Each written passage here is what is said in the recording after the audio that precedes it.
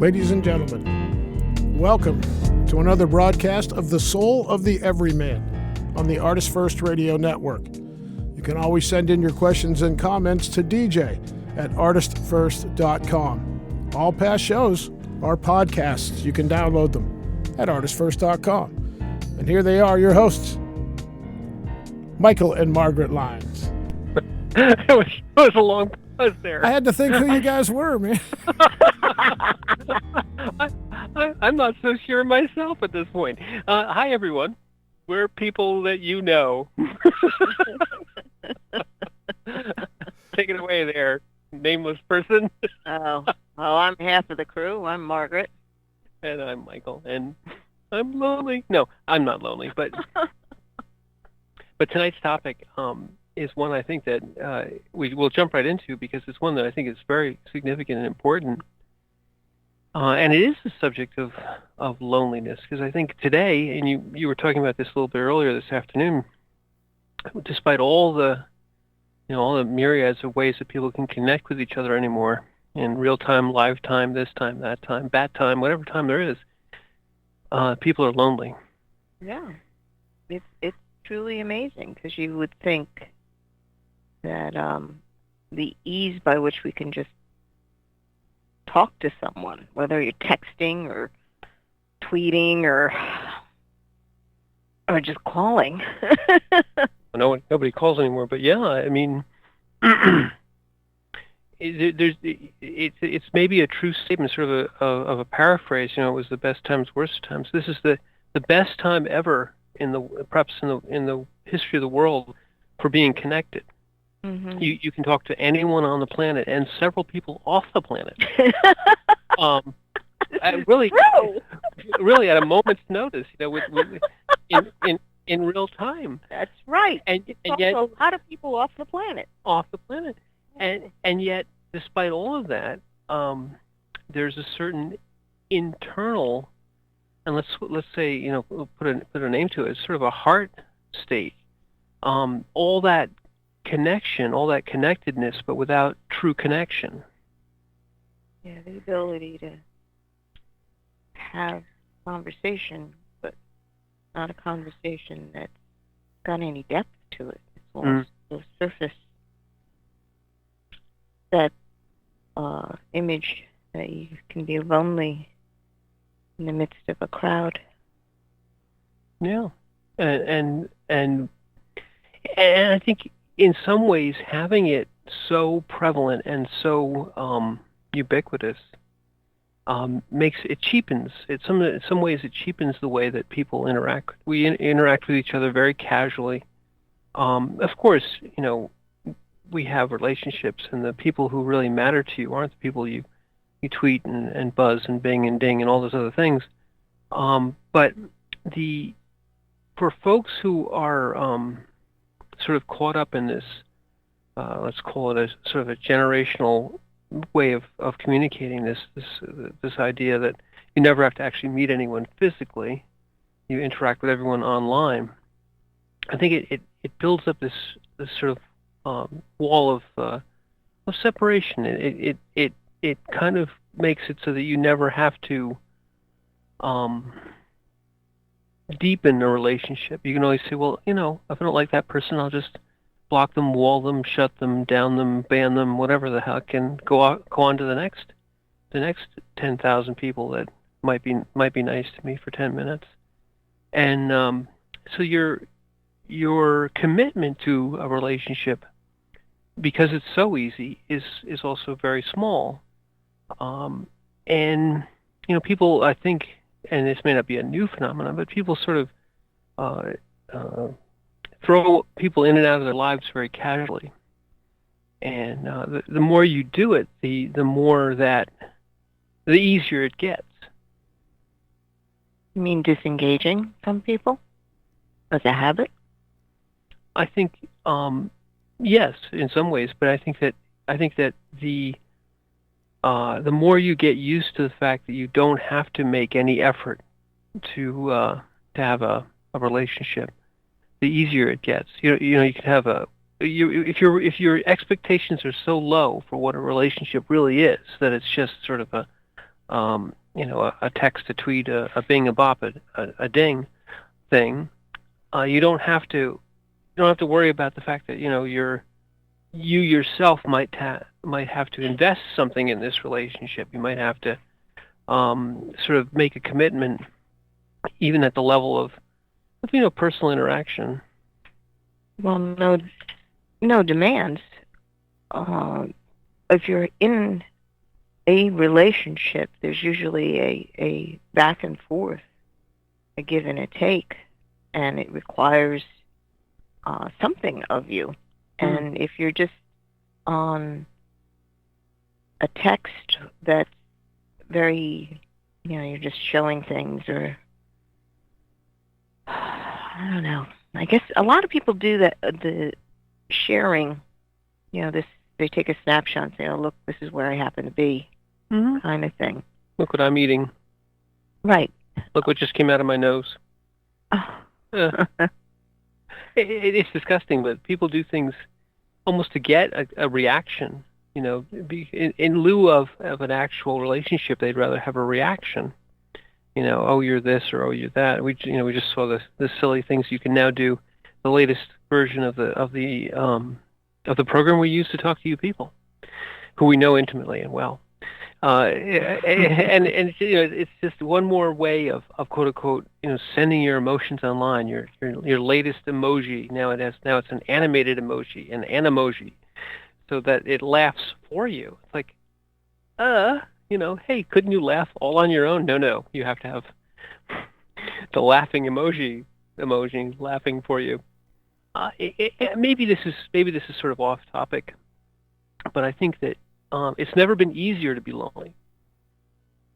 Well, yeah, because that's an internal state of mind, or a state of the heart. You can be solitary. You can be alone and not feel lonely. The feeling of loneliness arises when there's no one to interact with. And I think it's not of your choice. I'd say that loneliness is a lack. You'd like to have a relationship, or you feel that you're lacking a certain intimacy in your relationships, and you don't know how to get to, and you want to get to something a little more meaningful. No, it's interesting because when you grow up, you go through childhood, and you're sort of an adult. And you are independent. In other words, you get to make your own decisions. What is it that you wind up choosing? And the concept of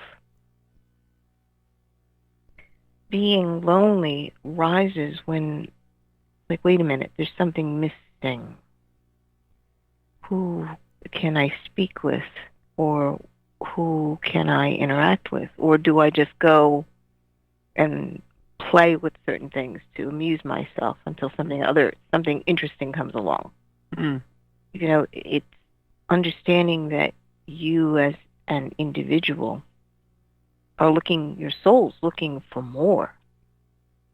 That's when that need for a more intimate relationship starts to rise, because you've separated out from your family, your parents, that's always there, but you want your own.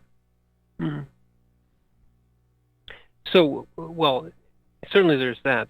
There's the desire to be, to have a deeper relationship, and sort of the things that stand in the way, and there were always the barriers of, well, maybe they won't like me, things like that. But now you end up with, you can appear to have this wonderful social life, and yet be very isolated, in the sense that you never have any. It's like you're always at the masked ball. You're always dressed up for Halloween. You've always got some sort of persona on. And so the ability to do that has never been greater. Yeah, it's never been never been easier, and you can live what appears to be a full and involved and engaged life, and almost never leave your house. And to the in some cases you say to yourself, well, that sounds wonderful, sort of. But yet you miss out, or I think you find yourself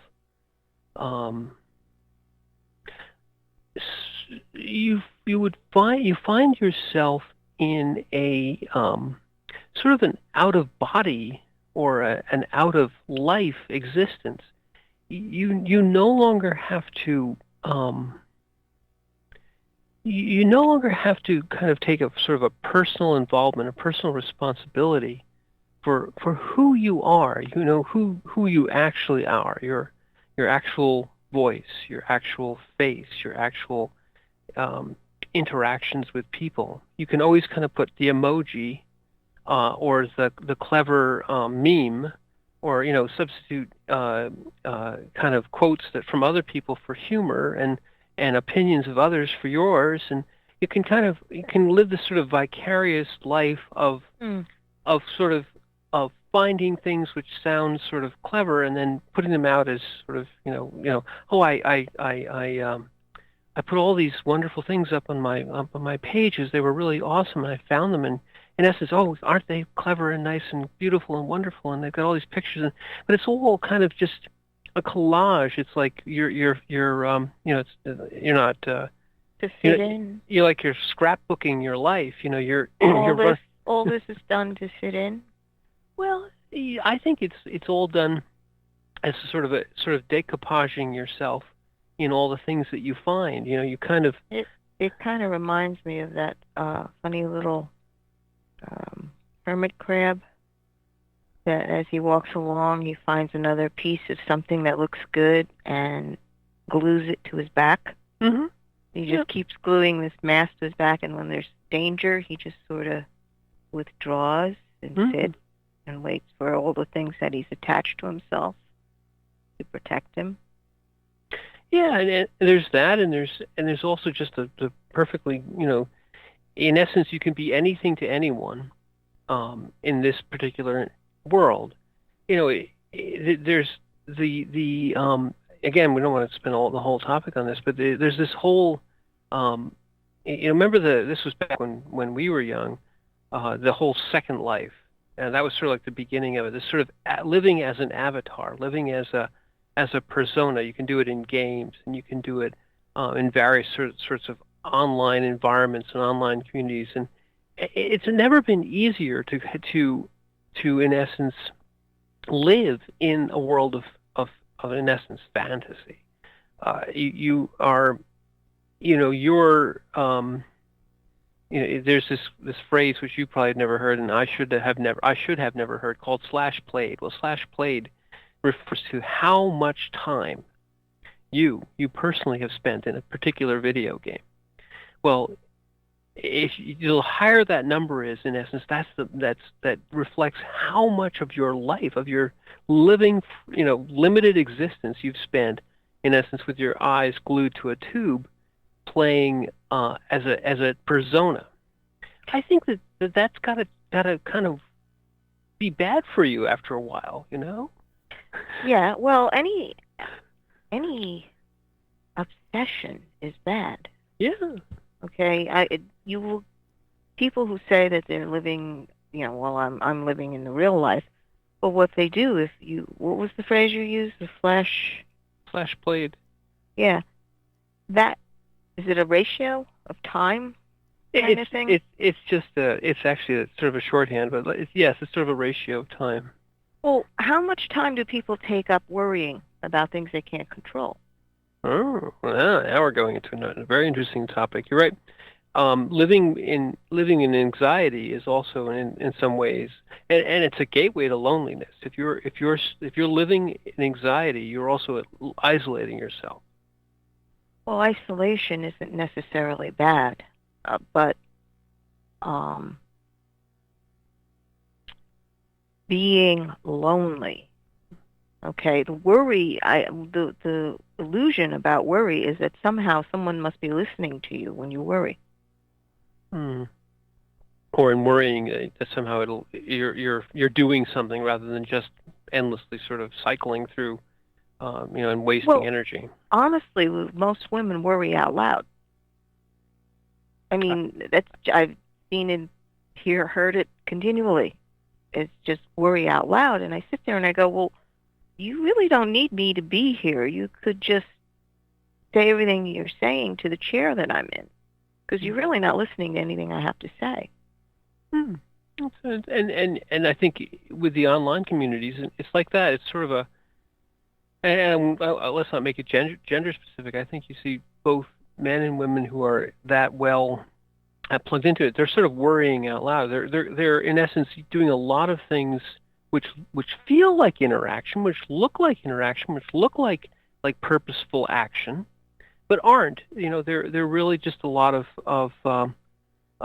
it used to be that people who stood on soapboxes in the middle of Times Square were considered sort of odd, but now that's sort of the norm. In essence, you stand on your whatever size soapbox you've got virtually and shout into the wilderness, and that's supposed to. You're supposed to be doing something. You're not only supposed, you're supposed to be doing something, and you're supposed to be. It's like, oh, I've got a platform. Well, yes, you kind of do, but it's also a straitjacket. Mm-hmm. No, it's true. Yeah. Because the worry, if you look at it in terms of amount of time one is focused on a specific thing, okay, and you think that that's healthy, and you think that you're actually having a relationship with whom? It's almost with yourself.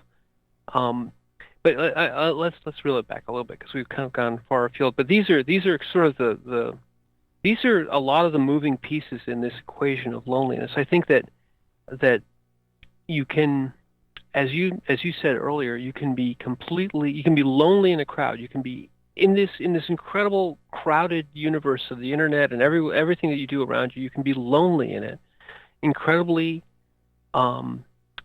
achingly lonely, and yet never look like you are. And I think the barriers the more you do that, the easier it gets to hide that loneliness with all the stuff. So how can I be lonely? I have 10,000 likes every 17 seconds. I must be very happy. Gauges on happiness. Isn't it interesting that has become a gauge for what is perceived happiness? And it's only just layers of the veil. I mean, you also mentioned the idea that in essence you think you're getting something back. It's almost like when you said it was like an obsession, and a lot of obsessions, let's say gambling and a few other things, what they're doing is clinically they're doing an endorphin rush. They're doing and there's a pleasure center hit every time you get a ding on a slot machine. Well, there's a pleasure center hit every time somebody does a like on your meme that you put up, and that pleasure center hit is addictive, but it also lends itself to tremendous aching loneliness because you're in place of an actual interactive exchange in which energy is going back and forth. You're really just pushing the energy out and getting nothing back but sort of an endorphin hit.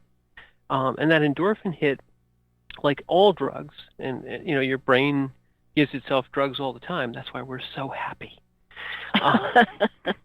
Your brain is really good at drugging itself, and if you didn't know it, endorphins and serotonin and all the things that your brain is like one big happy pharmacy up there going, hey, want another hit of this?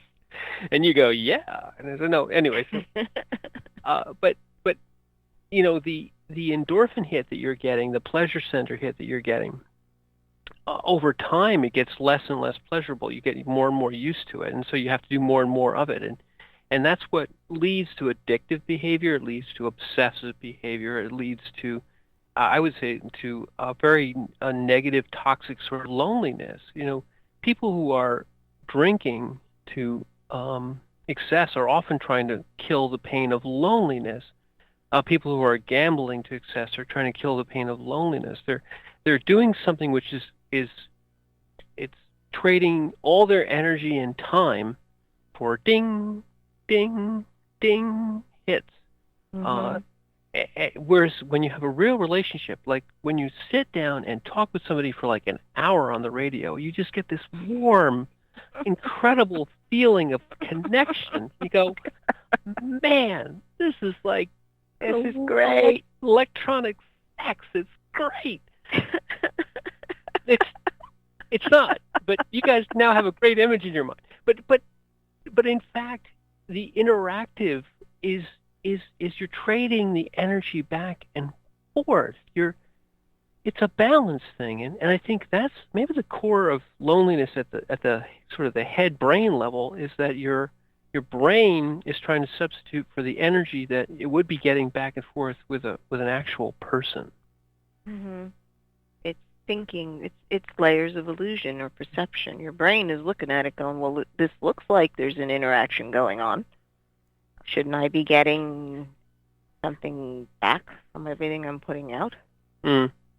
And there is no interchange, really. It's just this sort of, again, it has appearance, and it's only an appearance. And the other point I'd like to make is the fact that when you're doing all these things on Facebook and all these likes are going, the reality's got to set in that, you know what, these people are interacting to the face that I'm putting out on Facebook. It's not me. Exactly. And who you are wants to be seen as you, which is probably why there's so much spewing going on, because the anger rises because people are reacting to this thing that I've created and not me. Oh, that's very good. You know, it's like you were made for interactions. You were made to be able to have conversations and participate with another person. Situations.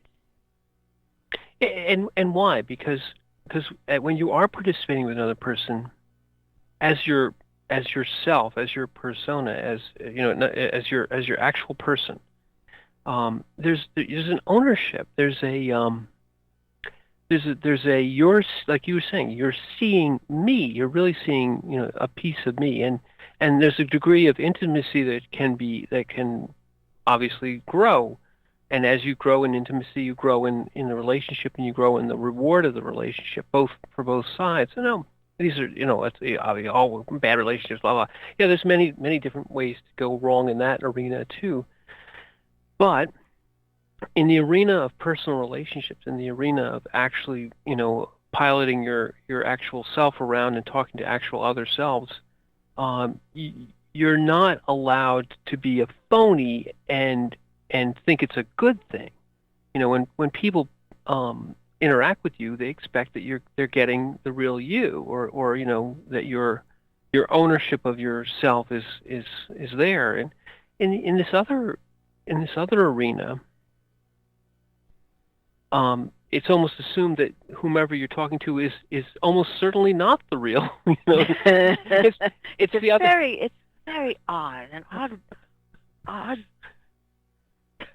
point in society that we're capable of doing this. Right. Like, yeah, the Facebook thing, that's not who they are. Right, and it's almost. But you're interacting anyway. Yes, they're like, what? We're so driven and so wired to interact that we'll interact even though we know that we're interacting with, in essence, a chimera. With something which isn't real. An illusion. An illusion, exactly. And everything can be, all things in moderation. This stuff is all good at its base. I think, like anything, it becomes toxic when it is used to excess, or to to take the place of or in place of all other types of relationships. You're to the degree that you will find yourself lonely is to the degree that you won't risk anything.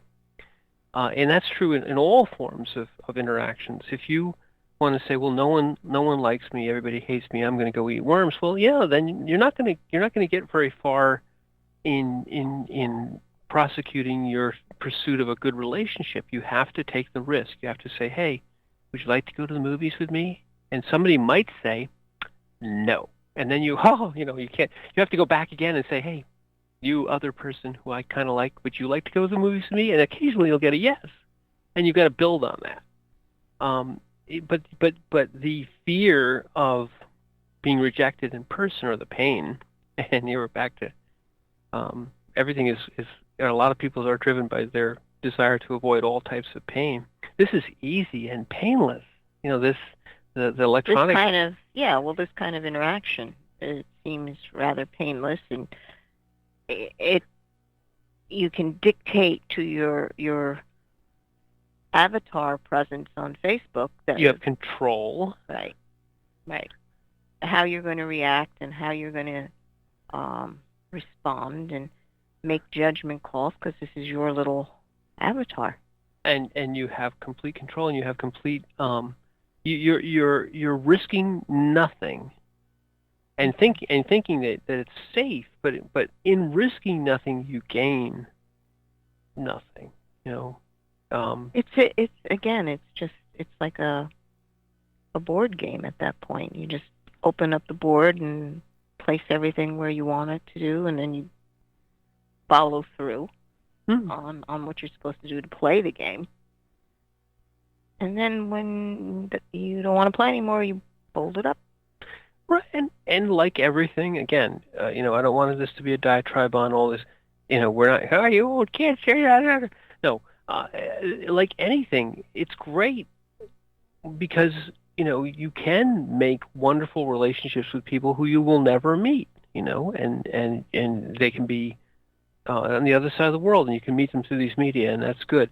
The point is, when anything of it, it becomes toxic when it's done to excess, when it's so easy to hide, and really at the root of it, it's not the medias, it's not the things, it's the fact that if you give people a too convenient way to sort of indulge this risk-averse behavior, this this is a safe way, and I'll never have to have any pain, and I'll always have millions of likes and hits and friends, and it's a substitute for living. Exactly. If it's too easy, it's like a gateway. This is the wrong analogy, but it's like a gateway drug. You start feeding them, feeding people this very easy way to have a relationship, and you don't want to go out into to dinner with somebody or to the movies. You have to they're like icky. They're like people, and instead you can deal with relatively clean and easy and things that you can shut off and ban and have to turn off their dings or ignore their tweets or whatever the heck it is.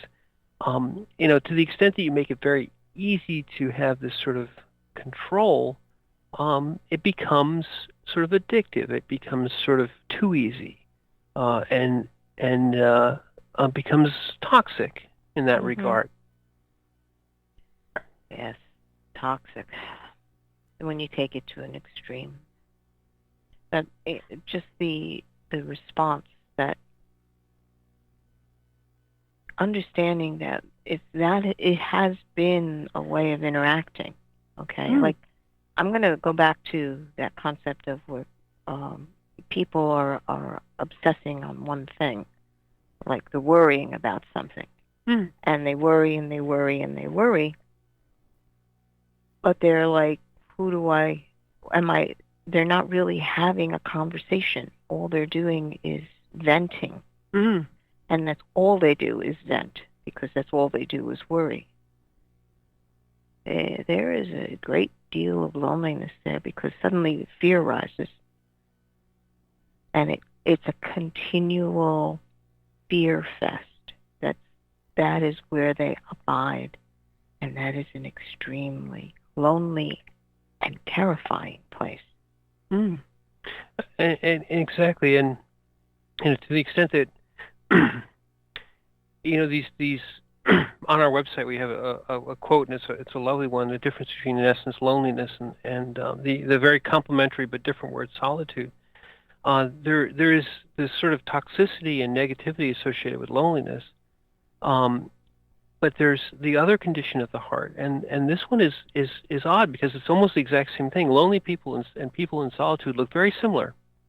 They're both alone, but the loneliness of solitude is constructive. It's peaceful. It's meditative. It's contemplative. It's oftentimes a way to get inspiration.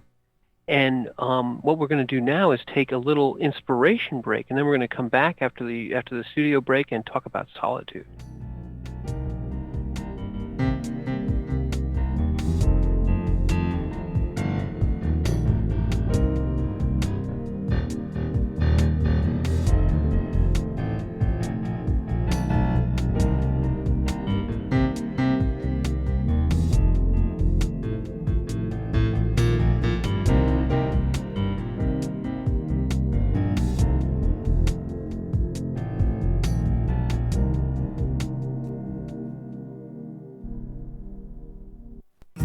There is a Reaper is the story of 5-year-old Christopher Aaron and his life-changing struggle with leukemia. Winner of both the Indie Bragg Medallion as well as the reader's favorite silver medal for memoir, There is a Reaper has more than 100 Amazon book reviews and a 5-star rating. It has been described as life-changing, spiritual, a must-read. Just released on Audible and iTunes, this memoir is also available in paperback and on Amazon Kindle for only 99 cents. Get your copy of this life-changing memoir today. The Timeless Esoterica radio program with Dr. Bruce is broadcast on the fourth Monday of every month at 8 p.m. Pacific, 11 p.m. Eastern on ArtistFirst.com. We explore topics including the paranormal, alien life, mysteries, conspiracies, hidden history, oddities, and much more. Each show will feature a special guest with exciting and thought-provoking discussion. Always keep an open mind, an open heart, live forever, and remember Dr. Bruce believes in you.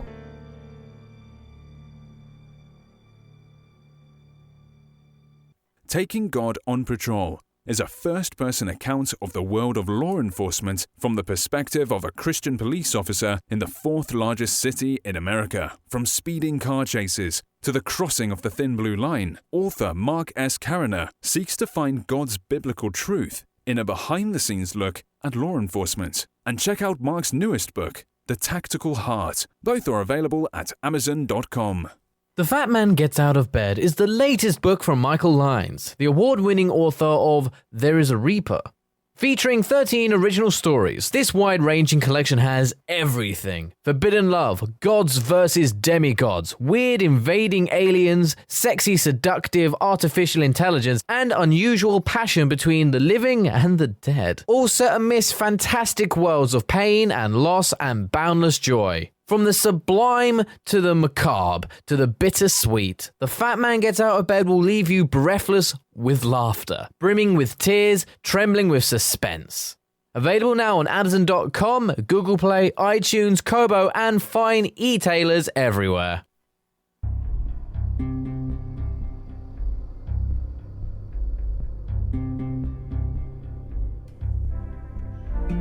You are listening to The Soul of the Everyman on the ArtistFirst Radio Network. Let's get back to your hosts, Michael and Margaret Lyons. Thank you very much, Z-Man.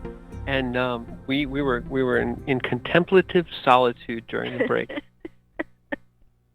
Actually, we were kind of yakking it up over here, but this show, this first half hour, or last half hour rather. We were talking a little bit about sort of loneliness and how easy it is to be lonely, but it's always been easy to be lonely. You can choose loneliness, but I think this half hour, let's talk a little bit about the positive side. Being alone can be wonderful. I mean, no one else is around. It's so awesome. No one to bother you. No one to bother you. No one says, could you change the channel on the TV? Can I Can I have the last brownie? No. You say, wow, I am the only one here. I can have all the chocolate cake I want. No. In fact, solitude has been prized for since the dawn of time. When you need to get away, when you need to commune with your God, commune with your spirit. You need solitude. You need silence. You need peace. When you need to heal, when you've been wounded, when your spirit is broken, oftentimes the only way you can re-engage and become strong and whole again is through solitude, through contemplation, through getting away from the daily grind. And yes, it looks just like loneliness, but the difference is that solitude heals. Solitude brings you closer to peace and happiness. It's a internalization with a with the reason that you're not lonely is that it's not just you, it's you and spirit, you and the all, you and the universe, you and God are in there, and you're reconnecting. Solitude reconnects you back to origin. Mm-hmm. Loneliness is isolating. Loneliness is the pit. Solitude is the pinnacle. Oh, sorry. Yeah. Loneliness is you're feeling the sadness of what it means to be alone with no one hearing or being, or no connection. And solitude allows you to disconnect from other human beings. Okay, because whether we realize it or not, the easiest thing to be addicted to is another person. Okay, so you have to break the addiction of believing that you've always got to have another person there. All right, because you can have a body there, you have a person there, but they're not interacting with you. They're beings. As I said, you can have people who are worrying about things, or their mind is on work, or and there's nothing, not a zip, vast desert, and you're both sitting there.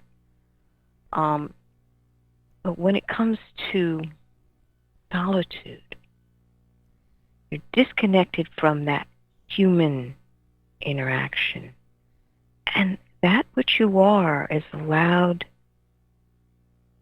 to come into your consciousness. You are so much more than what you say and what you think. And especially when you're thinking, you want to think about something. This is part of our problem, right? If you would think about nothing. Well, yeah, I think, and again, I believe men are better at thinking about nothing than women. What?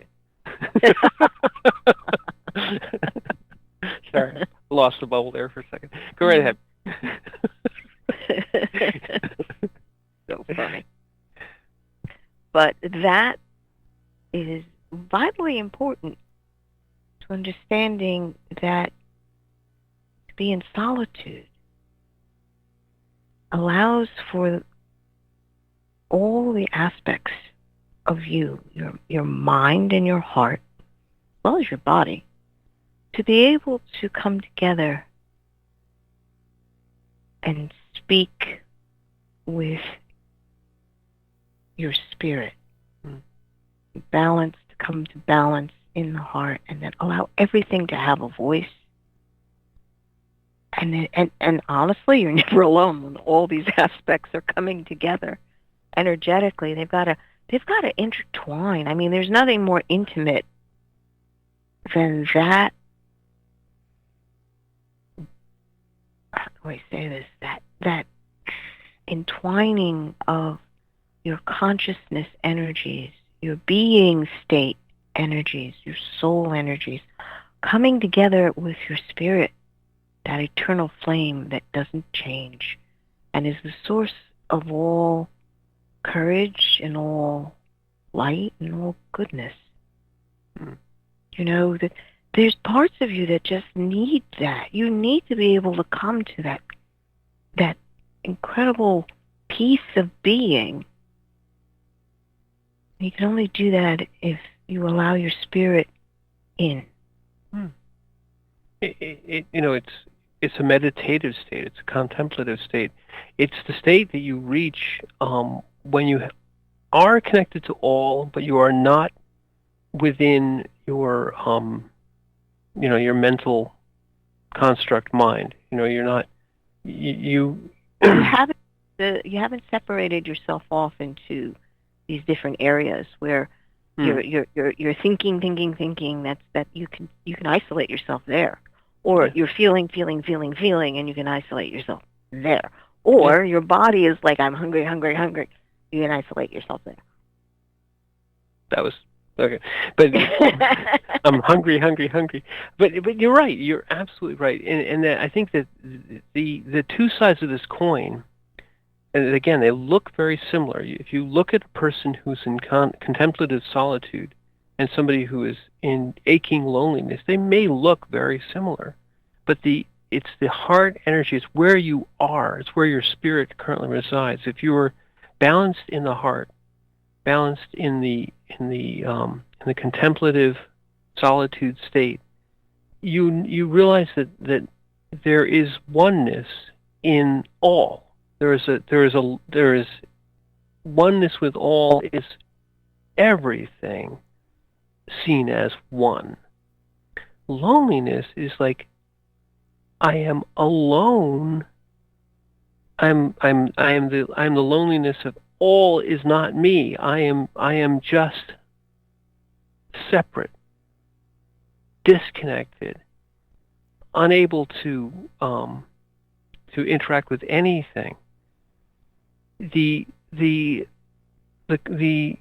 difference here is that your spirit becomes enriched by solitude. Your spirit becomes impoverished by loneliness. Your loneliness is a condition of outflow with no inflow. Your soul becomes impoverished. Yes. Your spirit is your venue to the source of all. The part of you which feels loneliness is the part of you that feels the lack, the flow outward, as though your energy was dissipated to nothing. The part of you that feels solitude, the you that is in solitude and is in connection, as though all energy, as all the universe is coming into balance with you. That doesn't mean that you are everything, but you realize you're connected to everything. Part of. Exactly, and the state of entering into a state of solitude is entering from a state of chaos into balance. You come out of the, gosh, what am I going to do about the mortgage? Gosh, what am I going to do about these people who hate me? What am I going to do? Da, da, da, da, da. And you go, breathe, center, still the mind, still the thoughts. Realize that it's all you. It's all one. It's all. And suddenly you realize that doesn't mean anything, and that doesn't matter. And this is, these are the distractions, and the true connections are here. They're always here. The mind doesn't give you peace. No. The the reasons and whatnot, the mental facility will list everything for you, pros and cons, and likes and dislikes, and et cetera, and it will unsettle you. And if you sit there in your emotional state alone, even though you can feel a bunch of things, a bunch of emotions simultaneously. And that is certainly not peace. No. A balanced center. But yet somebody who is in solitude can be what looks like the most chaotic situation. Some of the world's some of the world's best poets and some of the world's most wonderful poems were written in places of black despair, of ultimate chaos, in war, in great tragedy, in loss, in sorrow. But yet you find, even in those places, a place of solitude, a place of balance, and from that you can bring forth from this what appears to be a chaotic and despairing and perhaps lonely space, the inverse of it, or rather the heart of it, which is solitude. Part of what makes loneliness a terrible scourge is that you don't understand. If you're lonely and you're disconnected, you don't understand how to get back into balance. You're really out of balance when you're lonely. You're really your soul, your spirit are no longer connected. You've been disconnected, and that's why your heart, you feel the loneliness, you feel the disconnection. Mm-hmm. That disconnection is the heart of the pain. Yeah. Because that connection is everything. The yearning in your heart needs to be recognized as a being that is living. And that's one of the reasons why I think the loneliness is so prevalent, is because when you're engaged in an activity that doesn't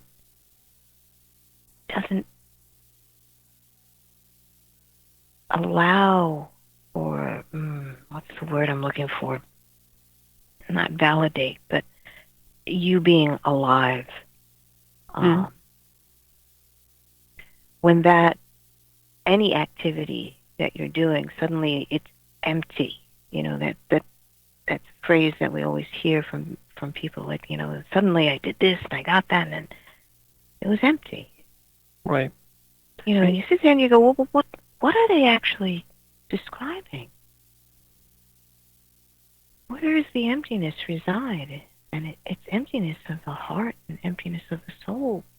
There is no life to be found there, even though it may be a quote-unquote achievement. Mm-hmm. But it was vast emptiness.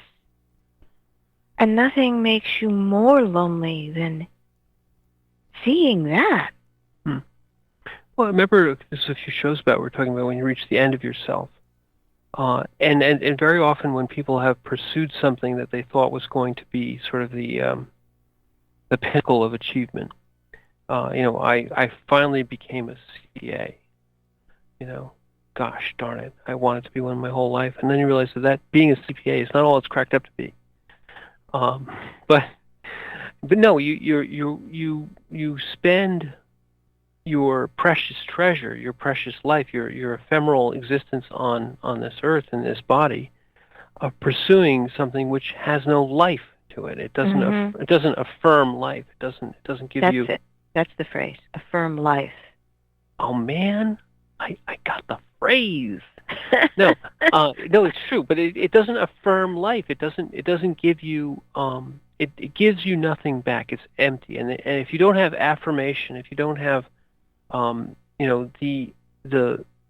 putting of oneself into something, in essence, has to give back to you what you have put into it. And it's not that it's necessarily a direct exchange, but you have to see yourself in the other. The other has to see itself in you. And when you reach these sort of artificial goals, man, I won Best CPA of 2018. And I feel empty. I've reached the end of myself, and I've spent my life, my precious ephemeral me-ness, and gotten nothing back. No no affirmation. It's just been a waste of me. And the interesting thing is when you are pursuing this goal, you pursue it. Why? Right. Because you believe that once you hit that goal, you will feel happy Exactly. and fulfilled. But the reality of it, reaching that particular goal, you're like, where's my happy moment?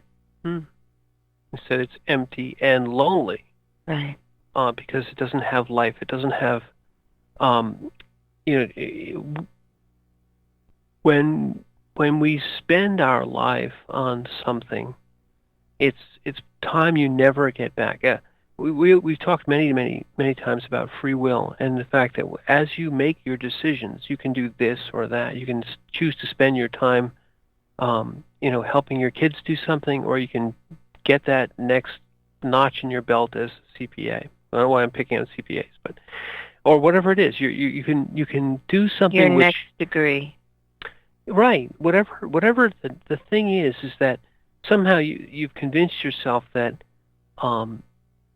this sort of emptiness, given enough time and effort and go, will suddenly turn into a flower of fulfillment. And instead, you neglect what could fulfill you: true relationships, true life-affirming interactions, to something which has the appearance of a worthy effort, but it's nothing more than some sort of a siphon of your life. It takes from you, never gives anything back. And the essence of that is that your the preciousness of you is not to be squandered on things which aren't worth your time, and to convince yourself that something that is in essence dead, an avatar, a CPA degree, I mean, those sorts of things are they're fine as far as they get you. They're nothing wrong with being these types of professions or doing these things, but they aren't affirmation. They aren't worthy of you, of your precious life's blood. They're only worthy of a servicing a need that is important. You have to have peanut butter sandwiches on the table, so you need to put those dots and I's in the ledger and get your CPA degree. Good. But the important thing is that you sit down and have a lovely peanut butter sandwich with your children, and that this spending of your life's energy is affirming life. It's affirming who you are, who they are, how you are all connected. That's a different type. It's not really solitude, but that soul type of relationship, that relationship of one to one, is two becoming one, and there's a certain degree of healing and solitude that's there too. It's a special relationship that becomes almost a oneness of two, or oneness of these two people interacting. They form something greater than themselves. Exactly, and it's a worthy. It is a life-affirming use of your precious time. Yeah, we all have things that we have to, that the tire goes flat, the dog throws up in the yard. There are things you have to do which aren't life-affirming. But you have to put those things in their place. If you spend your time there, it's a lonely place. You reach the end of yourself, because we all do. Like we say on The Soul of Everyman, no one gets off the planet alive. We all reach the end of ourselves, but you want to reach the end of yourself having spent your precious time doing things which are worthy of your time. Basically don't sow into your body, your physical body, but sow into your spirit. Because well, you should explain that a bit, but yeah. Sowing, Yes. What do you mean by that? Oh, it's basically spending time, like planting a seed. When you plant a seed into a ground, you watch it grow and produce a harvest of some kind, whatever the fruit may be. So the actions that you do are seeds. And if you sow into just your physical existence, if it's only about making a living, if it's only about what the next rung on your career ladder may be, just you isolated. If it's only about what people are saying about you, or how many likes you have, or right, that is sowing into your body, the body world, body existence. in essence, stony ground. You don't get fruit back from that. But if you sow into something that is life-affirming, where your heart is singing, it may not be life-affirming to everybody, mind you. Right. So we are focused on what is life-affirming for your heart, because each one of us has a wonderful destiny and blessing in their life. And we know that internally. Your heart knows that. So when you do things that make your heart sing, and I mean, it's that point where your heart sits there and goes, I was made for this. Yeah. It's so wonderful. And nothing can take that away from you when you've participated in a moment like that. I mean, that's, we've said it 3 or 4 times now, but that's Campbell. That's follow your bliss. Well, it's understanding that your bliss is when your heart is singing. Okay? A lot of people say, oh, yeah, follow your bliss, follow what makes you happy. It's like, but it's more than that. Yeah. Much more than that. I think you're absolutely right. It's when people have the illusion of happiness, it's when they're kind of led astray. Well, that'll be my bliss when I get my CPA degree. But no, it's when the true heart sings. When you ask your heart, "Is this what I should do?" and your heart says, "Yes, yes, this is what you should do." It's the thing that you do whether or not you got paid. Yeah. Okay. Or whether or not anybody else thinks you should do it. Right. You've just got to complete this.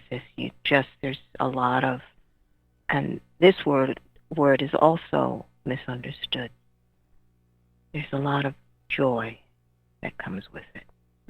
Because people say, oh, joy is happiness. It's like, no. Oh, well, then it's extreme happiness. It's like, Ooh. I know a new show topic for next time, the Joy versus Happiness show. That's a good one. Go ahead. Okay. Go ahead. Oh, my. But that feeling of joy comes straight out of your heart. Yeah. And it doesn't have to be loud. It is just the joy rises. And you know when someone is in joy.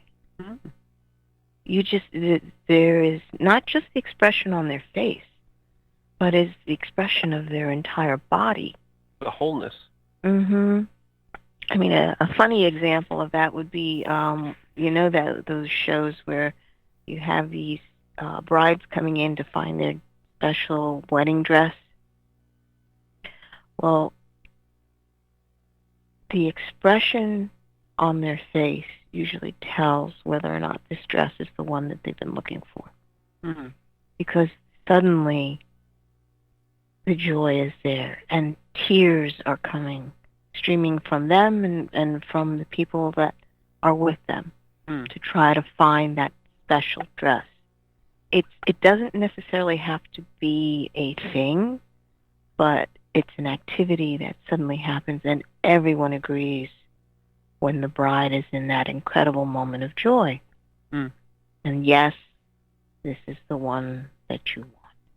Right, and to abstract it, it's when the connectedness of true emotion, true joy, true solitude, true peace is evident to anyone who's open to see, to looking. If they're with you and they're looking at you, because it speaks to your heart. And folks, when we at the end of the day, when we meet, and this is language, heart to heart, you understand. You the emotions are obvious and evident, and when you see someone with your heart eyes, with the eyes of the heart, you see truly, and you can tell they're really, really sad, or they're really, really happy. They really, really enjoy. They're really at peace, because it echoes. The parasympathetic nervous system is what scientific name for it. But right. When you feel what they feel, because at that level we're connected, and at the level of the sounds that's coming up in my headset, I can tell that we're connected to the end of the show. Okay. Yes. So. Well, I'm Margaret. And I'm Michael. And thank you for listening.